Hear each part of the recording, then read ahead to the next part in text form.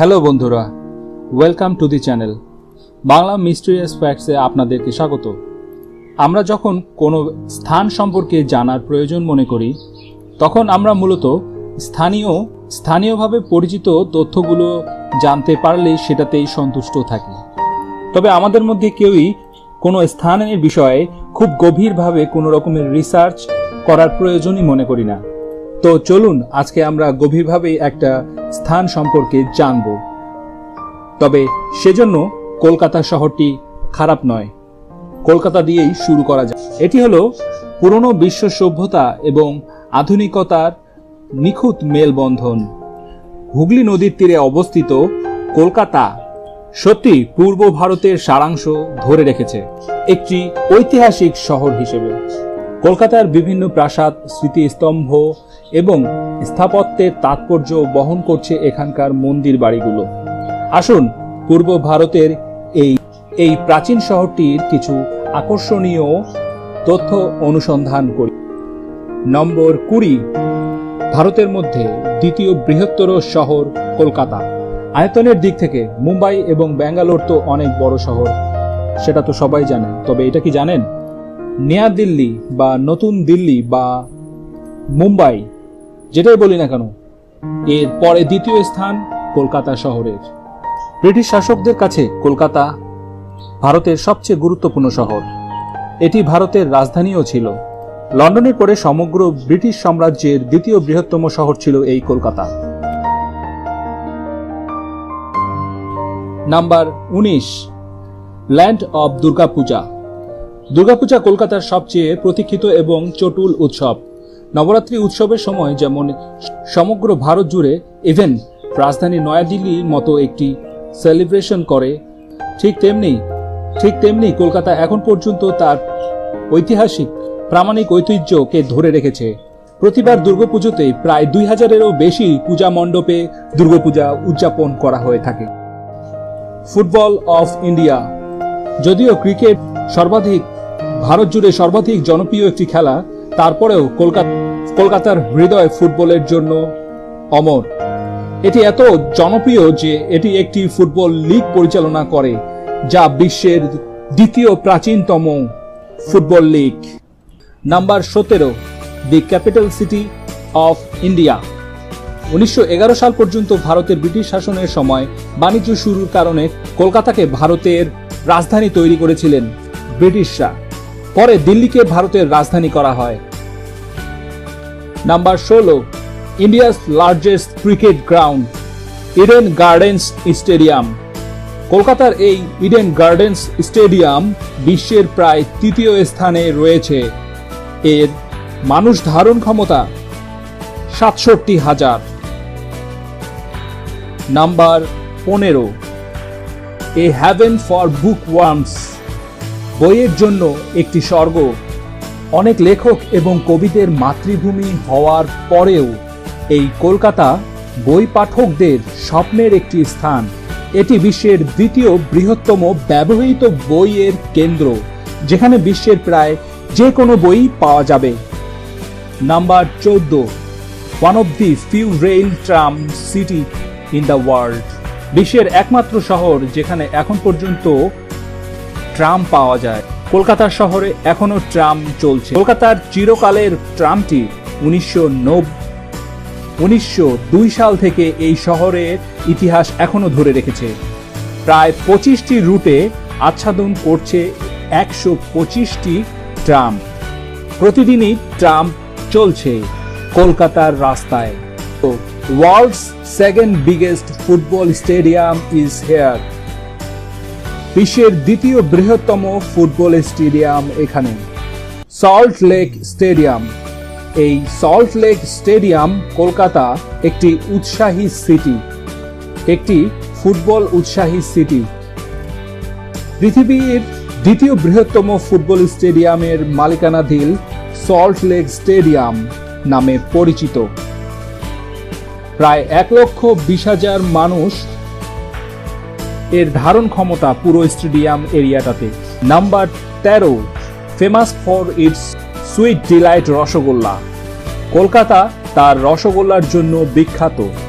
বাঙালি রসগোল্লা 1868 সালে নবীনচন্দ্র দাশের আবির্ভাব, প্রথম রসগোল্লার আবির্ভাব ঘটে তার হাতেই। এখন পর্যন্ত সেই বাঙালি রসগোল্লা তার সতেজতাকে বানিয়ে রেখেছে।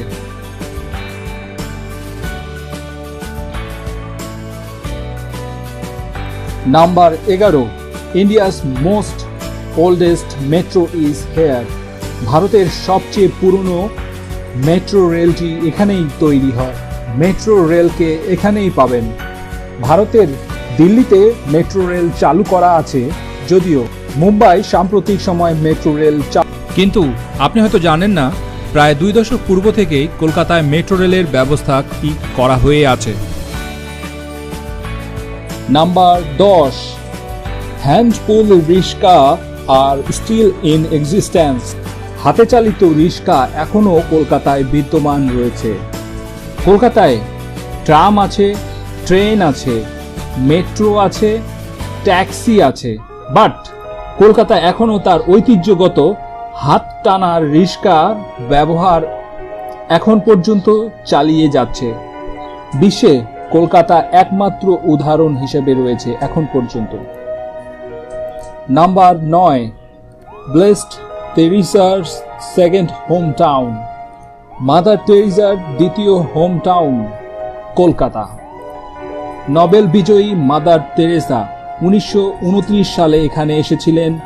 তিনি এই শহরে আসার পর দারিদ্রতার হার তাকে এত স্পর্শ করেছিল যে তিনি এখানে মানবতার সেবা করার জন্য সিদ্ধান্ত নিয়ে নেন।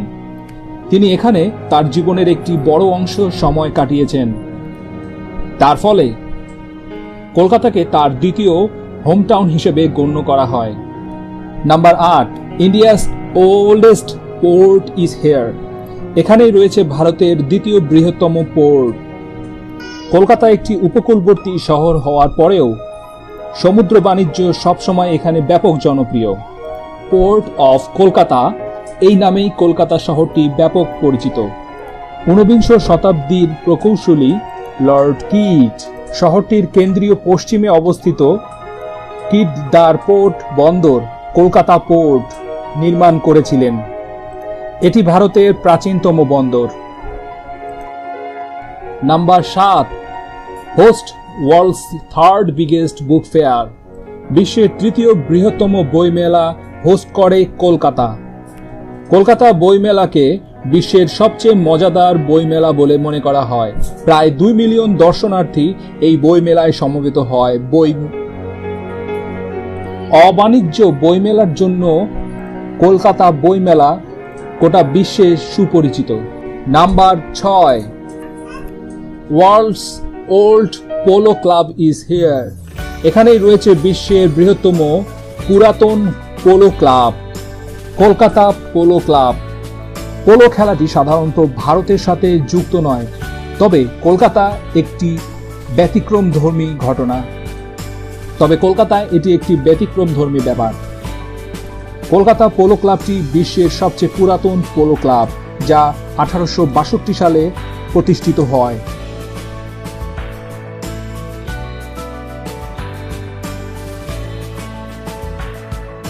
নাম্বার 5, এ টাল অফ টু সিটিজ। 2 শহরের একটি টেল, 2 শহরের একটি কাহিনী। কলকাতা তার প্রতিবেশী দেশ বাংলাদেশের অনেকগুলি সাধারণ বিষয় রয়েছে, যেহেতু তারা একই ধরনের ভূসংস্থান, তাদের রন্ধন প্রণালী, তাদের ভাষা ইত্যাদি ভাগ করে নেয়। কিন্তু আপনি কি জানেন, বাংলাদেশের রাজধানী ঢাকায় রয়েছে দেবী দুর্গার ঢাকেশ্বরী মন্দির। দুর্গাপূজা তাদের সংস্কৃতির একটি সমৃদ্ধশালী অংশ।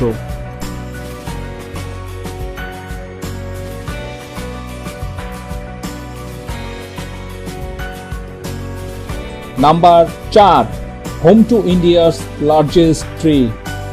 ভারতে সবচেয়ে বড় গাছের বাড়ি রয়েছে, গ্রেট বায়ান ট্রি, গ্রেট বনান বৃক্ষ কলকাতা। কলকাতা এই গ্রেট বায়ান বৃক্ষ নিকটবর্তী ইন্ডিয়ান বোটানিক্যাল গার্ডেনে অবস্থিত।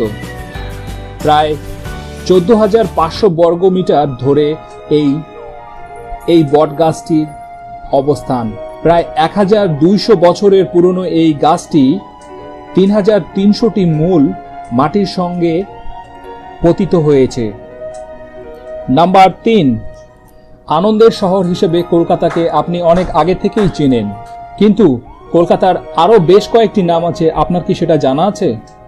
যেমন প্রাসাদের শহর কলকাতা, মিছিলের শহর কলকাতা, ভারতের সংস্কৃতির রাজধানী Kolkata. Number 2, Howrah station is the busiest in India. Howrah স্টেশনের ট্রেনেরা নিয়মানুসারে দৈনিকভাবে পরিচালনা করেন এক প্রান্ত থেকে আরেক প্রান্ত পর্যন্ত। তবে গোটা ভারতে যতগুলো স্টেশন রয়েছে তার মধ্যে হাওড়া সবচেয়ে ব্যস্ততম একটি station. Number 1, oldest zoo in the country. পুরো ভারতের সবচেয়ে পুরাতনতম চিড়িয়াখানা। পুরো কলকাতা ধুলোর সাথে ভরাট করার জন্য চিড়িয়াখানাকে ঘৃণা করতে পারে, কিন্তু কলকাতাবাসীরা এখনো পুরোপুরি কেউ জানেন না যে এটি পুরো ভারতের প্রাচীনতম একটি চিড়িয়াখানা, যে এই কলকাতা চিড়িয়াখানাটি পুরো ভারতের একটি প্রাচীনতম চিড়িয়াখানা। তো বন্ধুরা, এই ছিল কলকাতা সম্পর্কে কিছু ইন্টারেস্টিং ফ্যাক্টস, যার কিছু কিছু ব্যাপার তো আপনারাও জানতেন না। তো ভিডিওটি কেমন লাগলো? ভিডিওটি ভালো লাগলে অবশ্যই একটি লাইক দিবেন